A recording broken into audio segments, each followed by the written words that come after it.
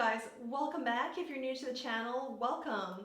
Stick around. I do a lot of eyeshadow palette reviews and looks, especially for luxury brands like Pat McGrath, Natasha Denona, Tom Ford, and of course the latest one, Christian Dior. So we saw that in the summertime, Christian Dior was going to release a whole new color set of their 5-pan eyeshadow palettes that they call 5 colors. And it was just overwhelming at the time. There were just so many different color stories you could choose from. And finally, they were all released, I think first in the UK and maybe perhaps Asia, but it recently became available to the States. And so I got my hands on one of them. The one I chose is Denim. The blues and greens and aquamarines just got me. It was the one out of 13 different options that I kept going back to. And so I ordered this to get first a feel for what Christian Dior eyeshadows are like to use. Second, is the palette easy to use, easy to make a look, easy to create a look out of, is it intuitive to use? And then third is just what the overall experience is, from when you open the box to taking out the palette, and then looking at the packaging, getting a feel for it. And one of the things that I want to share with you guys first is the box and everything that it came in. So standard box, right? You just open the flap here. Inside is this Dior paper. And then they actually give you samples in a Dior pouch with drawstrings and everything. It's a very functional little pouch here because you can reuse this pouch to put the palette in and then some, and then maybe lipstick. Probably take this for a little, overnight travel bag, or you can put accessories in it and travel with them. So I thought this was a really nice touch. And my order came with 2 samples. This is the Dior Prestige Micro Serum for eyes. And then this here is the Ode Rosewood, which is a perfume sample. Oh, let me see what this scent is. I'm not a big perfume user. I enjoy smelling scents, but I'm not a big perfume user. Oh, and by the way, it came with hand pleated paper. That's a nice touch.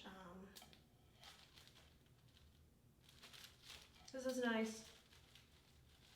It's got that woodsy smell to it. I guess that's why it's called Ode Rosewood, but yeah.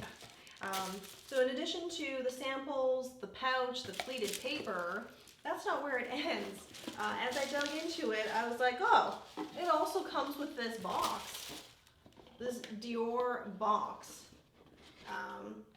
Nothing inside, but I could find probably a dozen ways to use this box, even just for display. So I really wasn't expecting all of this. I was not expecting a pouch and then 2 samples. I knew I was gonna get 1, but I definitely wasn't expecting the pouch. And then this box. You can't see it very well with all of this lighting going on, but it's actually a textured box. So it's not a plain cardboard box. There's some added work or texturing on top of it that's actually wrapped around.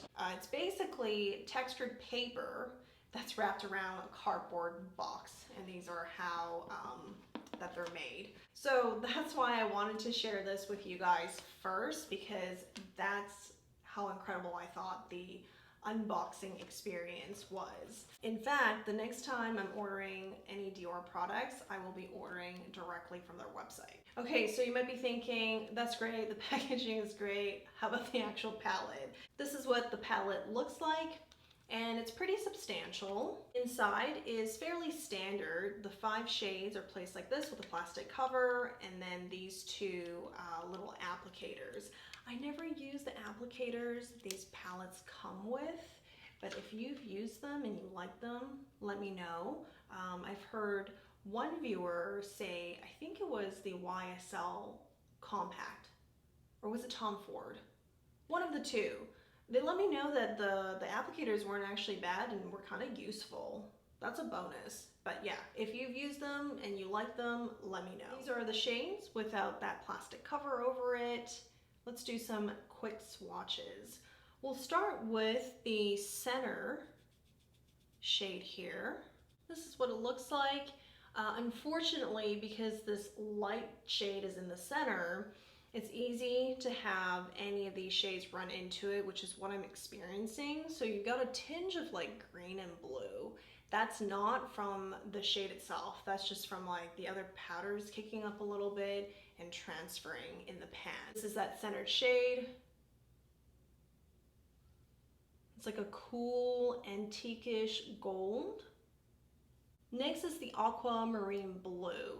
It's a very satiny finish, so not quite a matte shade, but it would be equivalent to a matte if we compared it to other brands. Let's get a little bit more color on there. There we go.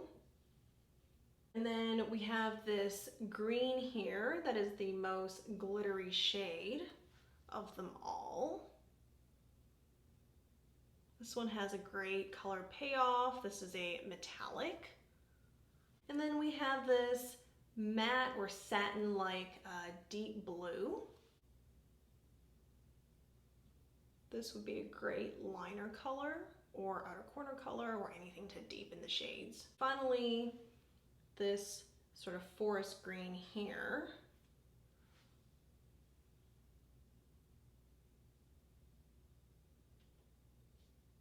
Yeah, so this has good color payoff, it's a metallic.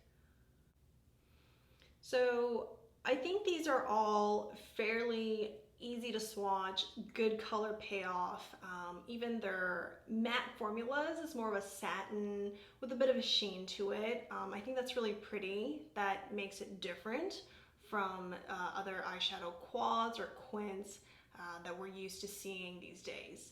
And the thing that I've noticed from trying this for the first time, and I actually talk about it pretty extensively at the end after the demo, is these three shades, how deep they are, is too similar to really get a lot of variety when you use them all at the same time, like all 5 shades to create a look. In fact, I think they meant for you to split this palette in half. This top half is meant to create a softer look, and this bottom half is meant to create a more intense look. I'm going to give that a try. We might make another video out of it where one eye we do the soft look, the other we do the intense look. And today I use all 5. It's okay. I think the final look is still pretty, but I didn't have the easiest time because, you know, now I understand.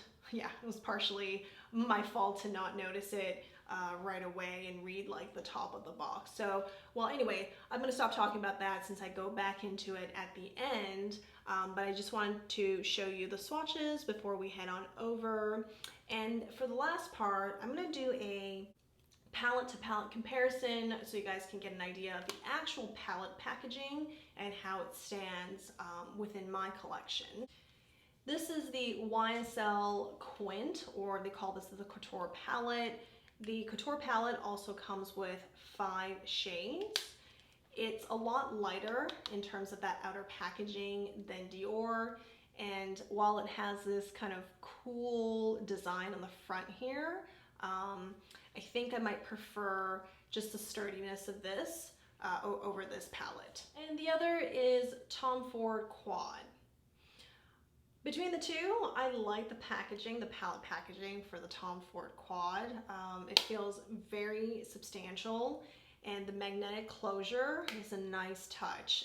There's something about the shape of it too and how it opens like this that I like more, and I actually like it the most compared to any of the other luxury brand or fashion house turned also makeup company brands. But this is not bad. This is not bad. This itself feels really nice.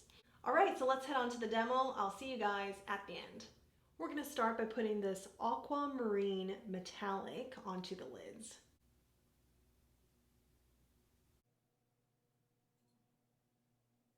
And I'm building this color upwards a little bit here, especially on the front part, the inner part of the lid.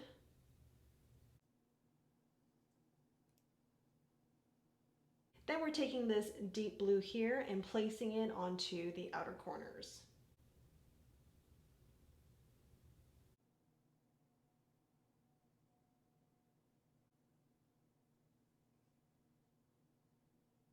And I'm going to take a crease brush here to blend this deeper shade upwards into the crease. Then we're taking this forest green here and we're placing that onto the center of the lids.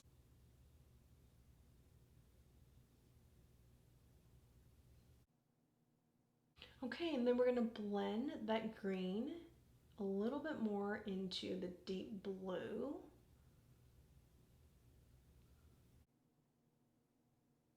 Then taking a fairly precise crease brush, we're going to go into this gray-green here, and we're adding that onto the crease. I'm going to start with the deep blue at the end here, and we're just topping that and moving it gently towards the inner corners.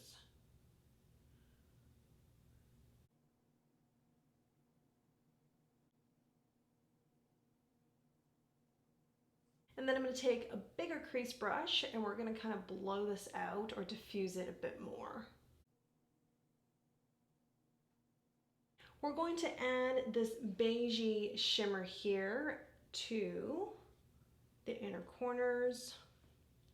And actually I'm going to build it towards kind of this part of the lid.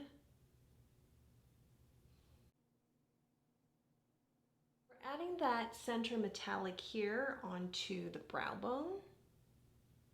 I also wanted to get it to the inner corners, just a good amount of it. I'm going to go ahead and put on concealer, contour, and foundation, then we'll come back. Alright, so I started putting on mascara and I realized the camera was not on. As you can see here, I added blush and a good amount of lip gloss, and then I'm on the last step, mascara. So I already added some eyeliner, curled my lashes, just putting the final touches. And I'll talk a little bit about the choice of blush in a sec here, as well as the lip gloss. Alright, so for blush I used Viseart's Midsummer Petite Pro palette, and the two shades I combined together to get this blush is going to be Cupiton and Eglantine.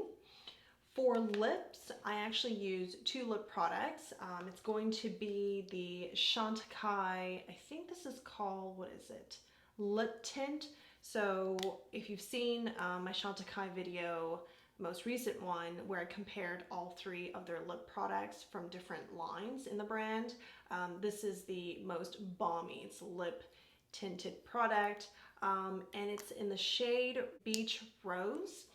On top of that, I put Wayne Goss's lip gloss here, and this is in the shade Tulip. So I knew I wanted a very glossy look on my lips that had maybe a tinge of pink, because if I had just put this on, which would have been glossy enough, by the way. So in terms of gloss level, like this would have been glossy enough. But if I just added this on, it would have been a little too sheer, and yeah, I just wanted some more pigment underneath. So these two combined got me exactly this look that I wanted. So here is the finished look.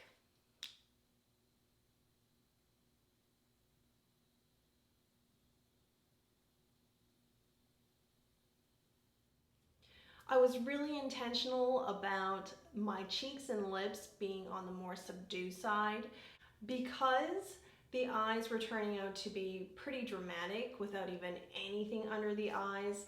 I stuck with fairly nude shades, more subdued shades for the cheeks and lips for that reason. And on me, whenever I do kind of this intense blue or green type of eyeshadow look, the moment I use shades on my cheeks and my lips that are pink, rosy, you know, on that side, I start looking like a clown. And so unless that's my intention, I stay away from it. I typically pair it with a nude lip anyway, but today especially, I just wanted something easy. A hint of pink underneath, but a nude gloss over top. So I actually really like this lip combination. And for the cheeks, I think it wrapped everything up really well. It gave me the glow that I wanted, but it doesn't, you know, stand out or take away from the eyeshadow look, or it doesn't add to the intensity, which mattered to me a lot. for this one. So I've used these two shadows from the Petite Pro palette from Viseart. That's the Midsummer, and I knew it was going to be a good match for this. So overall, I like this look. I did have some trouble because, and it's partially my fault, because I didn't realize how pigmented the shadows were. And I'll show you what I mean. When you look at the palette like this, it's obvious that this is going to be the lightest shade, followed by this blue or aquamarine here, and this is kind of your classic matte or deep color that you can use as eyeliner. And then these two shades here, I thought this one was going to be deeper. And then let's just, which is true, this is deeper. What I didn't realize is I used this for the crease, as you saw in the demo. It blends into this shade very easily, and it doesn't look like there's a difference between the two to the naked eye. In front of all the lighting, you could see the difference a lot easier, but if I just turn to my vanity here, or I'm looking under regular lighting, it was kind of hard to tell. So if you build a look with all 4 or all 5 of these shades, you really have to be careful and go light-handed with them, because again, these two just blend right in together when you put them on your lid. So partially it's my fault, because I should have swatched them and see how intense the color was, see how they played together. But I will say, swatching palettes before I go in and create a look is not something I usually do, because part of me also just wants to go into a palette and create looks to see first how easy it is to create a look with it, how intuitive the color story is, and second, how easy is it to blend the shadows or to correct if you need to. So I would say correction was fairly easy on my part, because I did needed to lighten up certain shades and then blend them back in. It really didn't take a long time. So there wasn't really anything, you know, particularly concerning to point out there. My only caution is to go light-handed, especially if you're not swatching it beforehand, to see how they work together. This color story looks beautiful sitting together like this, but the instructions on the box, which they give you 2 kind of sample options you can follow. One is for a soft look, the other is for an intense look. So the soft look, you're supposed to, or the suggested way here, is to use these 3 shades together. And the intense look, they suggest for you to use these 3 shades down here. Well, I used all 5. So if the intention is to use half of the palette at a time, it makes sense why I ran into some issues. And it makes sense why maybe these 2 or these 3 are all deeper and very intense. So when you put them together, you're not going to get that kind of layering or gradient effect that you would expect to, or that I expected to. All in all, I think the quality is pretty good. I didn't experience a lot of fallout. That's a huge plus because of this color story and how intense 3 of the 5 shades are, especially this kind of matte deep blue here. The moment you get fallout from shades like this, it's just more time required to clean it up. So I really like that, and that's notable. I like the packaging overall too. So this palette feels substantial. And when it comes to the packaging this palette came in, I was really pleasantly surprised. We covered a lot of it at the beginning of the video, but that does count towards experiencing the palette, the makeup, especially if you're a collector, an enthusiast. All those things just adds towards your affinity for the brand, your kind of like positivity towards the brand. So I think that's notable, and I'm going to try some of the samples there when I get a chance, because I haven't actually tried much of Dior's makeup or skincare. If you're a big fan of blue eyeshadows, I recommend looking into this palette. But just know that you're probably meant to use half the palette at a time to be able to easily create a look. And I do like that you could create softer looks versus more intense looks, that they had thought about that when putting together the color stories. If there was anything I would change about the palette is make this shade a little bit lighter or less intense in color payoff. You know, still very blendable, just less intense in that color payoff. And then make this shade more glittery or a touch more sheer so that you can get more texturing and it's easier for people to layer it on. I think with palettes like Pat McGrath and Natasha Denona and Tom Ford, we're just used to being able to use all the shadows within a palette and know that you're going to be able to create a look that has differences in all of them. So this one, how they've structured it that you can use, you know, half for one type of look and the other half for another type of look, was just not something I was used to and wasn't exactly intuitive to me. So that's what I would change if I could. Again, if you enjoy blue eyeshadows, these are beautiful colors and the quality is good. Thank you for watching, guys. I hope you guys are all doing well and staying safe. See you in the next one. Bye.